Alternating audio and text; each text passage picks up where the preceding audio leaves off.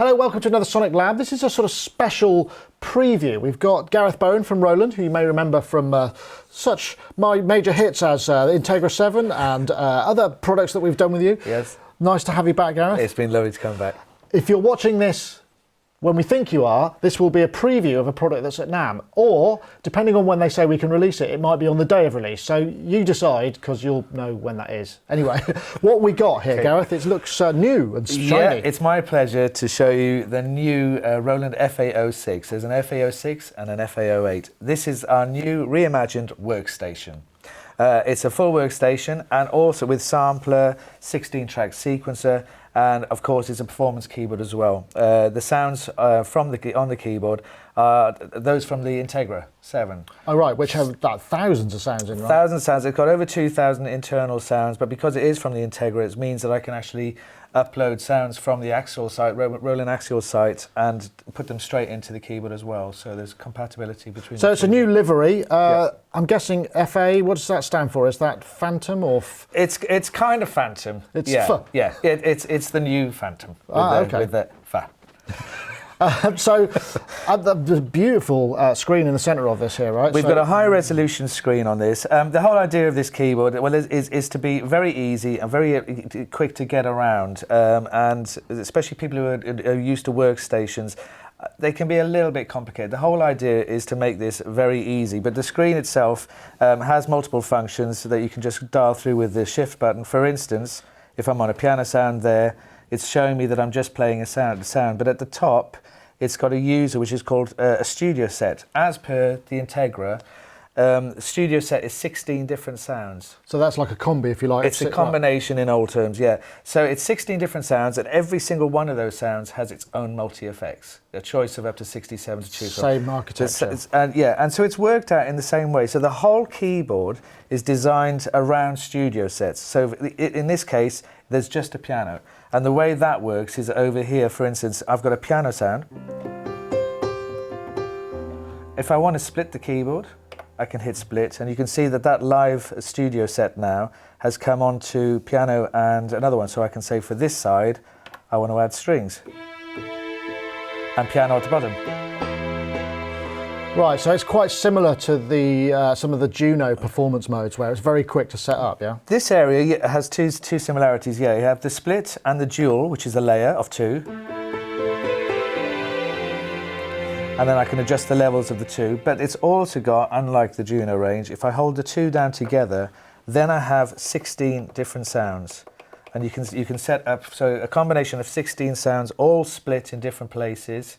So you've got full control, and it's very easy again to do. So you just pick the sound that you want, come onto the split key here, turn the keyboard on so as it knows to play that particular sound, so you're not playing all 16 if you don't want to. It's done in a very quick way, and that side of it is similar. Plus you have your transpose sections here. Then you also have your sound modifiers in this section. And there's 6 sound modifiers, but it's times 4. Right, it's just like a parameter matrix. Exactly, yeah. So I can. The first row has all resonance, cutoff, etc. Then EQ on the next one, and the third one down is all assignable. So I can assign various different parameters to that particular one. And at the bottom we've got the compressors. So it's all very friendly as far as doing things very quickly on board. And then you can come back to that button there, and it comes straight back to the single sound. So that's the sound, and that's the title of the registration. But you've also got a favourite button, which is really good because you can store all of your favourites. For instance, if I just click on the favourite button there, I can pick up my first one, which is my sort of a phaser. Steely Dan vibe. Yeah. And then nice big sounds, the synth sounds, which has now jumped. You see the screen has now jumped to combination mode. Right, so it just loads whatever. Yeah. So you've got nice big build-ups there. Another one. And you can add all of these different controls to it, and you can see, as per the screen, it shows everything. Oh yeah, very iOS. That you're going through. Yeah, exactly.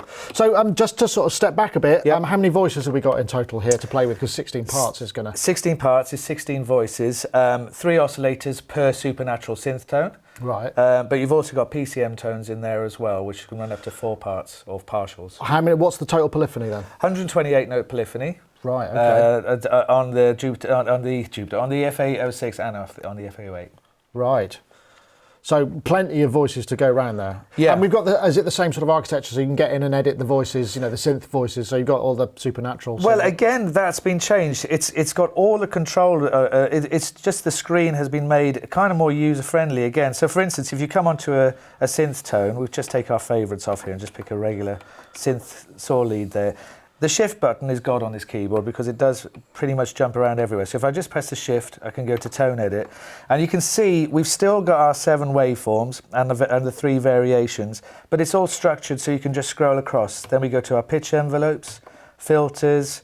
Again, we've got the 4 filters with the Moog model and the Prophet sequential circuits. And then you go into your amp envelopes, LFOs.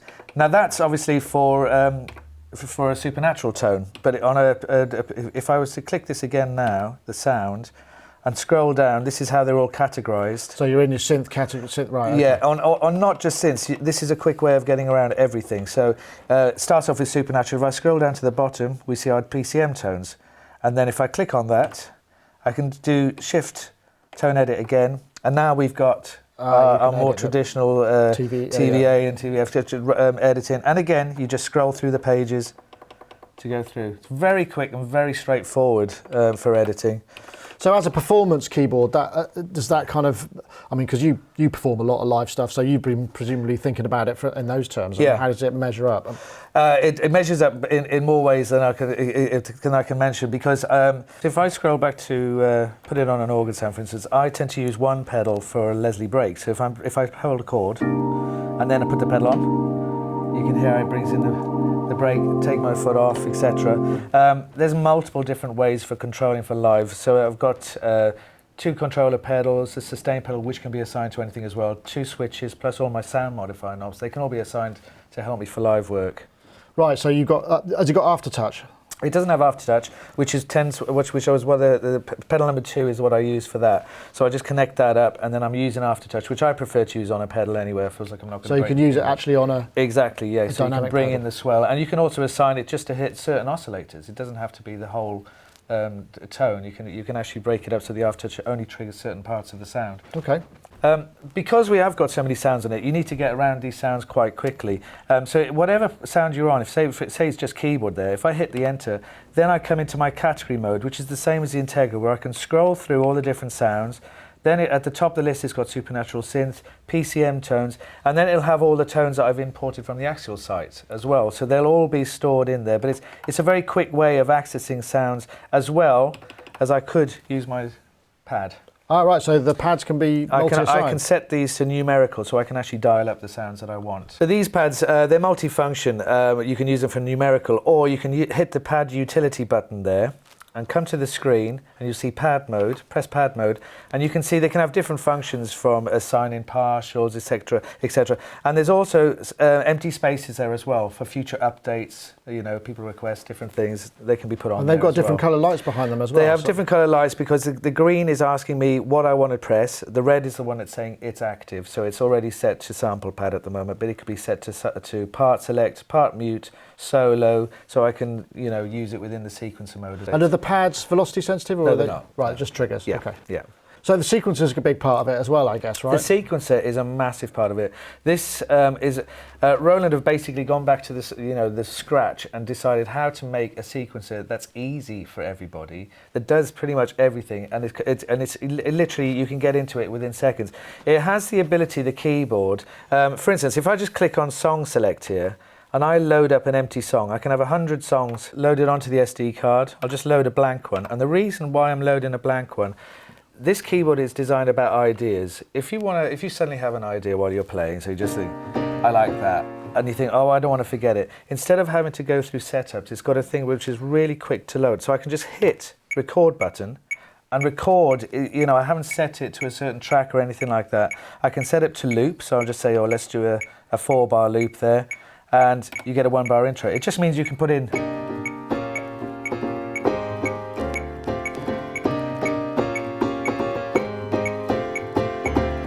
that's now written into the memory of the keyboard. But you can also set it to auto-quantize it as well. Right, so it's MIDI data it's recording right there, okay. Now, so if I come to the sequence, that's just for ideas, but it's actually written into the song. If I come to the sequencer page, you can see now on the screen we have our studio sets. So remember that all the sounds on the keyboard, whether you're playing combination, solo sound, they're all classed as a studio set. Which is a set of 16. Which is a set of up to 16 sounds.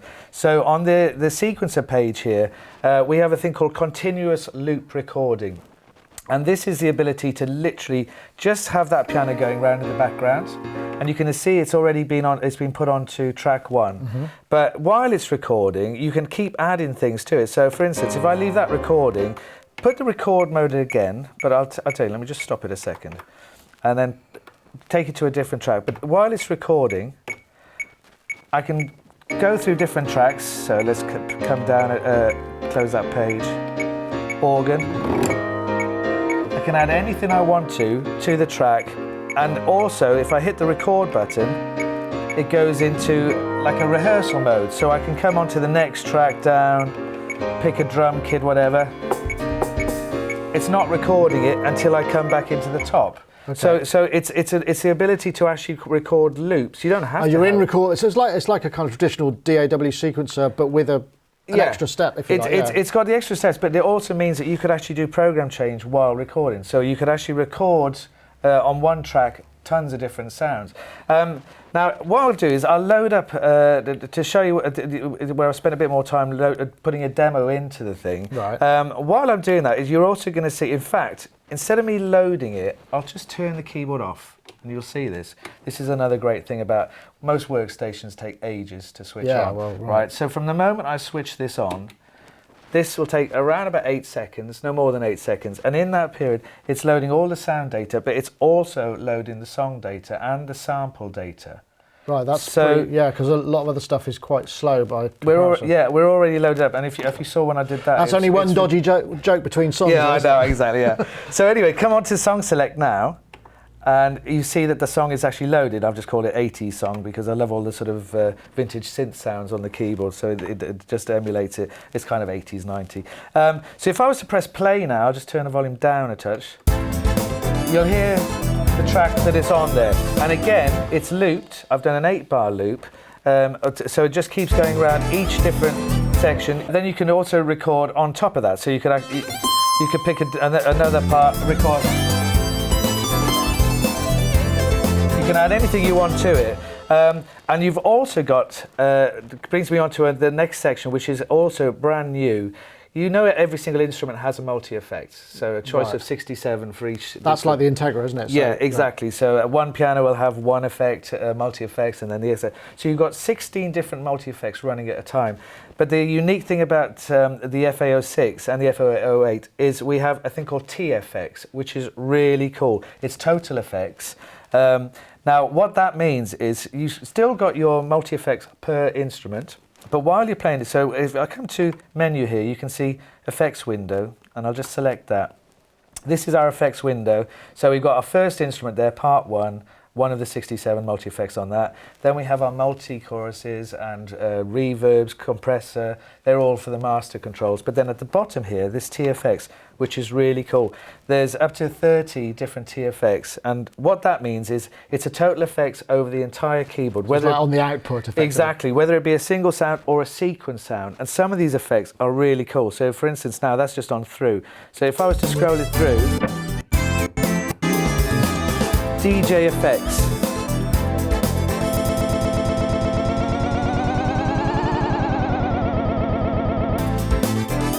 There's so many different cool effects on here. Beat loop is also very cool. Switch it on.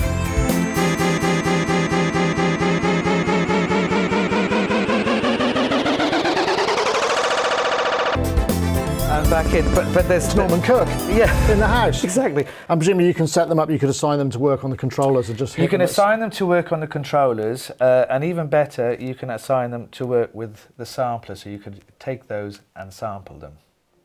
Right. So there's an internal resampling system. No, there's an internal full sampler.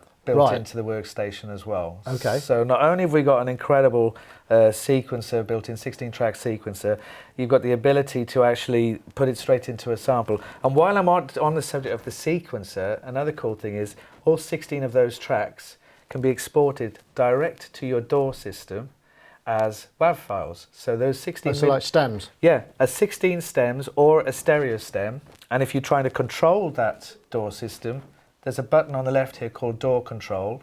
And what that does is it automatically, when you've got it connected to your computer, sets up the parameters to control Cubase, Logic, Sonar. It literally controls all the parameters here for stuff. Oh, so they've expanded the... Yeah, exactly. Okay. Yeah, it's not just Sonar. So you can literally just go into that, and it automatically sends the parameters directly. Transport control. Yeah, and you don't have to worry about how to do it because it sends the data through.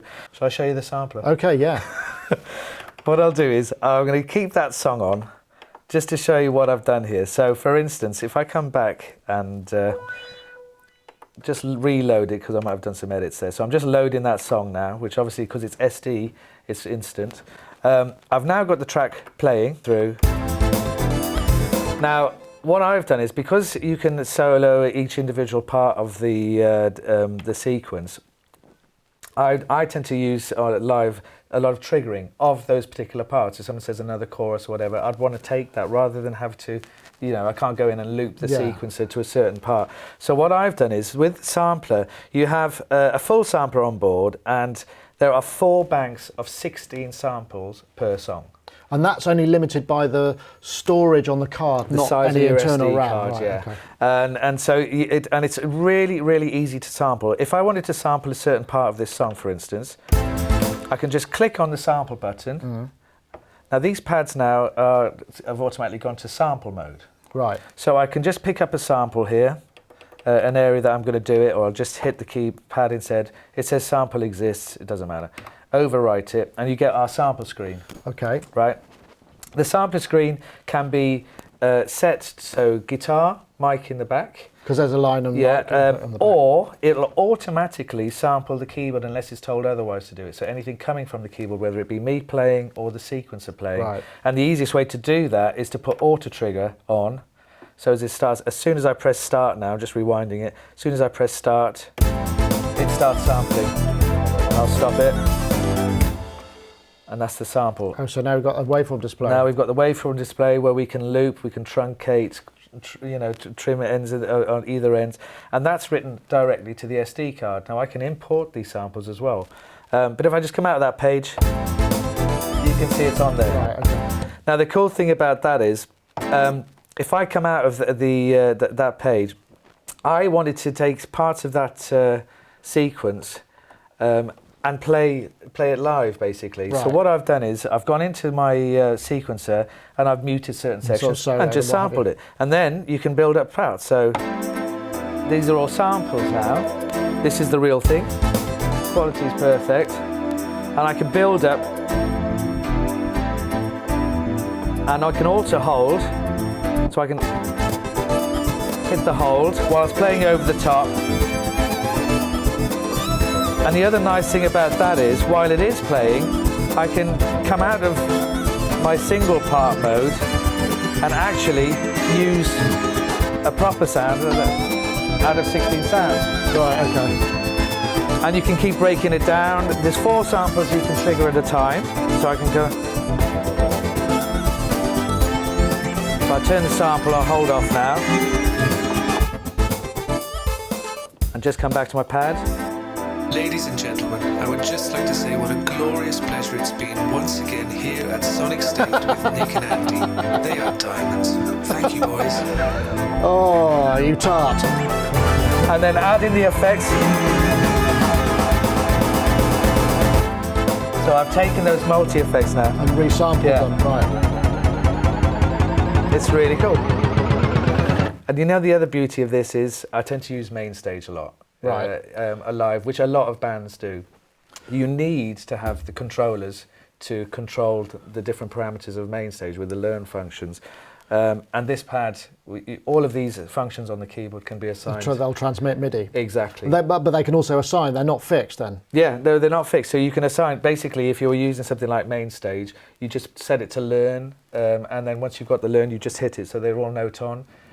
Which is really useful because a lot of people nowadays they want a keyboard that they can do everything live with, but also trigger main stage. Well, because I mean, a lot of bands are using, obviously maybe BVs or stuff that you just can't. Yeah, exactly. Now, it's a sad fact, but the other good thing about this is that because it's a 16-track MIDI sequencer, all I need to do is sample or import the vocals. I can either trigger them manually or or actually record with the sequencer that pad control.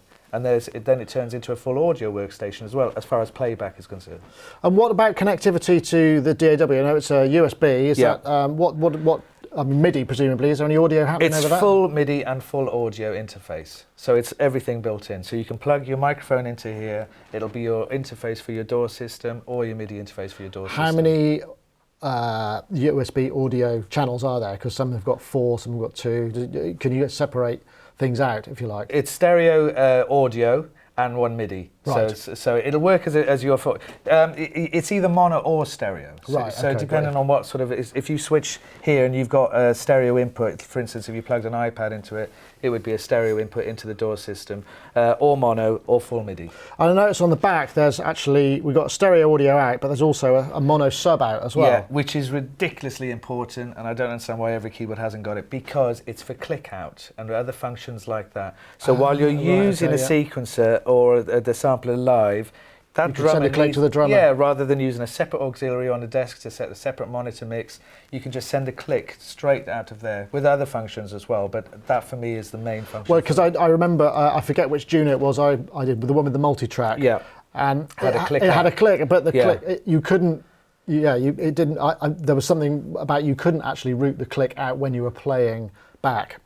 That was a WAV file. Playing back WAV files. That's why it played back a song by WAVs. This is linked to the sequencer, so when the sequencer is playing, you just the click with tempo change, whatever, will come out of there. And does it, if you change the tempo, are the samples all kind of following that? Does it have the power to be able to stretch? No. It hasn't got time stretch. Okay. No, it doesn't. This is why I tend to do it in real time and sample it into the thing with the tempo change.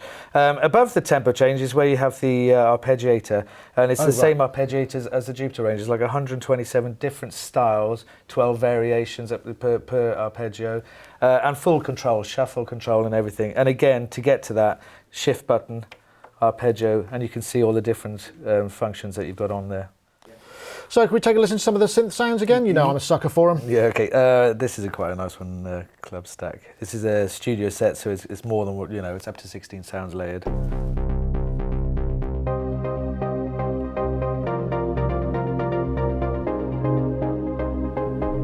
And I can use my tone modifier as well, so cuts off.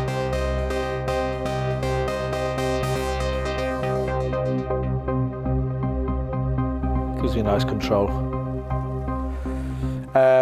Moving on, let's come back to see what we've got else on here. I think, the old D-beam. We haven't used that yet today, so let's pick a nice bass sound.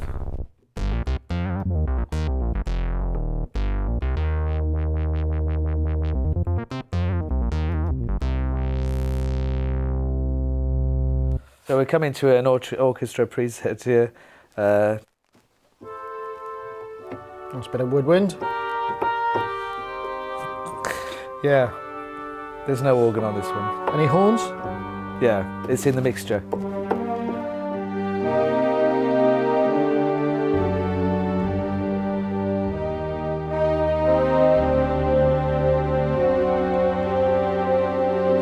And I guess that's the thing, because you can layer all that stuff up, you can get some quite complex. Yeah, as I said, you can actually layer or split the 16 different tones within the studio set, but then you could also split, if you were using synth tones and it was made up of 3 oscillators, you could also split the oscillators to only trigger on certain keys as well. So there's an awful lot of control when it comes to the programming of sounds. The other thing I was interested in is, the synth engine. In the Integra, there was iPad editor, which made sort of more straightforward. Is there going to be a software editor? Because this looks like a lot of stuff to deal with. I mean, even though it's relatively straightforward to use. To be honest, there's not a software editor for it because it really is quite simple because it's been divided up into colour pages. So if while it's on a synth sound and I do the tone edit, you can see quite clearly where we're on the oscillator page, and then above is going to be. So it's actually. You kind of needed it with the other software because everything was running on top of each other. Here it's all divided up into its sections, and it's actually a very clear screen. It's a quite a high definition screen. So presumably a lot of the PCM aspect and the sound set, that's not on the SD card, is it, or is that part of the operating system? Yeah, well, it's funny. The sounds are actually written into the internal memory, but they come via the SD card. Okay. So if I'm importing a tone from the Roland Axial library, that basically comes in via the SD card. So it would have its PCM data as well. Exactly, yeah. And so, and a PCM, the same thing. So if while I'm on my shift edit, all the PCM waveforms are under the same section here. So I would just come back to oscillator, bring it down, take it all the way around to PCM, and there's over 400-500 PCM waveforms on there. Right, okay. As well. So essentially it looks like we've kind of got the Integra 7 guts, minus the surround, plus a bit of JP50, plus some of the Juno kind of world in terms of the performance aspect of it. Yeah, you've got them all because what you haven't got, you can upload. So basically it is an Integra, as far as all the sound structure, that is totally Integra. The total effects is purely this keyboard. No other keyboard has that. But yeah, all the sound structure is that. And then, for instance, I've downloaded all the actual sounds basically. So I've got all the Junos, I've got the Jupiter 8s, everything on this keyboard, and it's exactly the same editor as the Integra. It's just done in a different format, and I think an easier format to understand. And in terms of effect processing, can you process external audio inputs with effects as well? The microphone has a certain amount of reverbs. So if you've got a microphone plugged in, you've got mic reverbs. Right. So for people who are perhaps doing kind of wedding gigs or whatever, they can change the setup. Yeah, or they could even just use this as instead of having two amplifiers, they could just use the microphone input and just have it as as another input basically. But it has I think 6 or 7, including one delay. And of course the D-beam still there. The D-beam, old favourite. Well, it's brilliant because it's still handy for things like assigning, even as I'm using a pedal down here for the Leslie. It's quite nice using it for different functions, and it's really easy to assign again. Shift button, assign, and you just tell it what you want it to do. And then you've also got expression and solo synth, which basically works on the solo sounds. Gives it quite an odd effect. So, this is the big question is going to be how much is it really, isn't it? Because there's a lot of stuff here. Well, this is why I was quite excited, because my price tag in my head was a lot more. 825 street. That's UK pounds, right? Yeah. And 1299 for the 88 weighted FA08. Right. And it is quite a light device, isn't it? It's so throw over your shoulder, and just get on with it. And the fact that it's instant switch on, like 7 to 8 seconds, that's absolutely incredible. The fact that it loads the data and the first song as well. Gareth, thank you very much once again for your visit. Thank you very much. Hope you've enjoyed this special preview of the Roland FA06. Thanks very much for watching.